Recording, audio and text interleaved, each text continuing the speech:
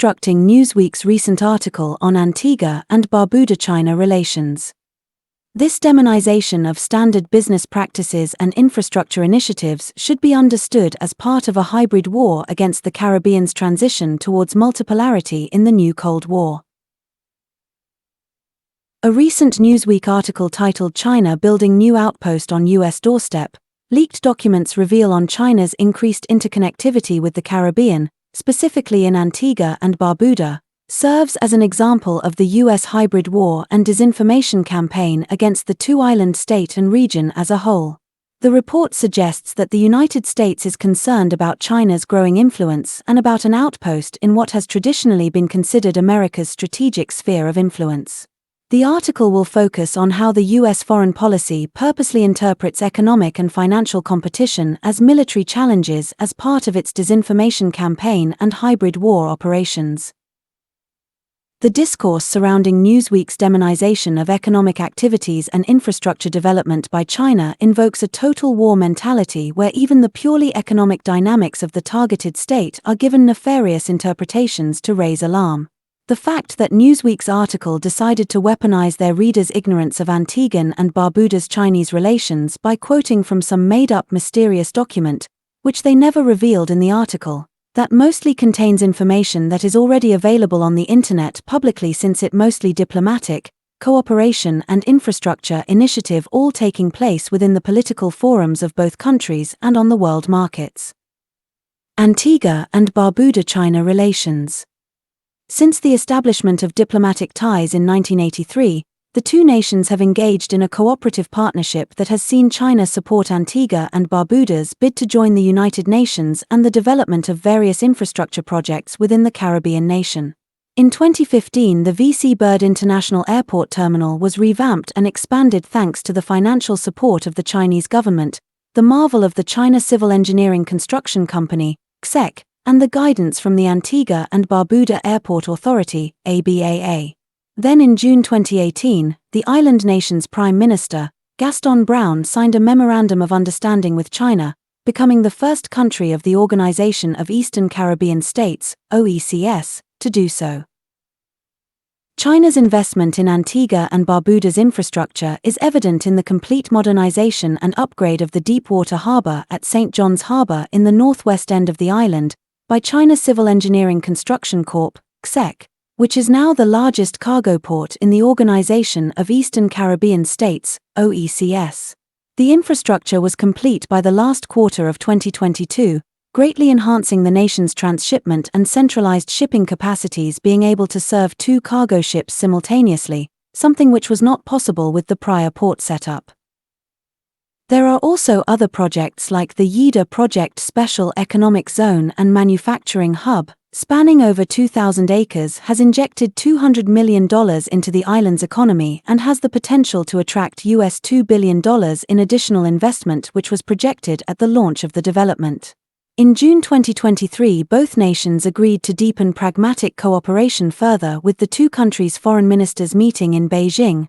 This was followed by a January 2024 face-to-face meeting between Chinese President Xi Jinping with Prime Minister of Antigua and Barbuda Gaston Brown in Beijing. Demonization of economic competition. The evolution of globalization in the Caribbean, which was considered America's backyard, has startled the United States into spreading unsupported claims and manufacturing unfounded fears that Chinese economic ventures could have military implications. China's extensive financing and construction of critical infrastructure in Antigua and Barbuda, including ports and an airport, is cited by the article as evidence of a possible future military buildup. The US, instead of fostering an environment where constructive partnerships can thrive and be beneficial for all parties, seeks to sow suspicion and alarm. The US military's concern, as expressed by a spokesperson for the US Southern Command in Newsweek's article, is that China may leverage its commercial and diplomatic presence for military purposes. In other words, that China for some reason is more interested in fighting the US militarily and harming its citizens instead of what's obvious, that China wants to trade with more nation-states of the world, and doing so angers the US. The US reaction comes from two facts. 1. the U.S. model of rules-based order necessitates that the Caribbean remains underdeveloped for the longest time possible as a way to guarantee U.S. full-spectrum control over them, and 2, a certain imperial impotence, as the U.S. is unable or unwilling to compete with China strictly in an economic and financial sense, thus it crafts certain imaginaries and narratives to employ. Newsweek's narrative gives a ridiculous, ominous tone to the most pragmatic economic and infrastructure initiatives, but of course, this is especially useful to the U.S. as it is currently unable or unwilling to match China in terms of building key infrastructure for its Caribbean vassals. Infrastructure, particularly in the context of trade and development, is a critical component for the prosperity and quality of life of nations. Initiatives that aim to build infrastructure across borders foster economic growth and regional development, which the U.S. wants to regulate by keeping LAC under the Yankee yoke from authentic globalization via the Monroe Doctrine's neo-colonialist ways. That's why the U.S. disinformation campaign against China targeting purely economic competition is a serious and deliberate attempt to manipulate public perception and opinion with outright fabrications. The development of infrastructure and economic prospects should ideally be guided by principles of mutual benefit and cooperation, rather than becoming a point of contention in the U.S. hybrid war against the Caribbean's development in a bid to stall or push back the region's transition towards multipolarity. The U.S. is well on its way to creating a new Cold War era. In fact, it's what it's been doing all across the globe against perceived geopolitical rivals, engaging in hybrid wars and proxy wars to contain and weaken them. The U.S. preference for engaging with its geo-economic rivals through a military lens, just like the Articles did, is part of a broader hybrid war to maintain its influence and counterbalance China's expanding reach.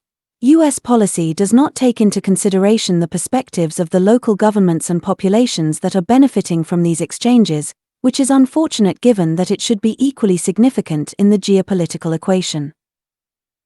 In conclusion, the U.S. disinformation campaign narrative that seeks to give a nefarious tone to basic pragmatic and universal business practices, economic activities, and infrastructure projects can be interpreted as a strategic move by the U.S., albeit might prove insufficient as it is all stick and no carrot, that is, it's all harsh talk and no economic incentives.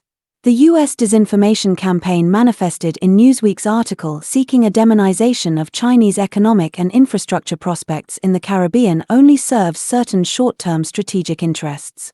Newsweek's narrative seeks to undermine Chinese international partnerships and initiatives that aim to build infrastructure and connect the world, thereby affecting global trade and the quality of life in the involved states. This demonization of standard business practices and infrastructure initiatives should be understood as part of a hybrid war against the Caribbean's transition towards multipolarity in the new Cold War.